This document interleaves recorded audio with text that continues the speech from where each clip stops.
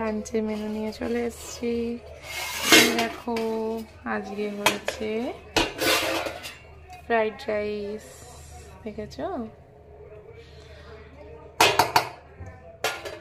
আর হয়েছে এদিকে কষা কষা করে লাল লাল করে আলুর দম, দেখেছো তো? আর এইদিকে আছে চিলি চিকেন করেছি।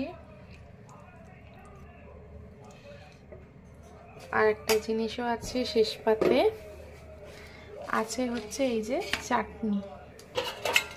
এই দেখো, এটা করেছি আমড়া আর টমেটো দিয়ে। তো আজকের মেনু দেখে নাও, দেখে অবশ্যই বলো কেমন হয়েছে। আর যে খাবে অবশ্যই চলে আসবে।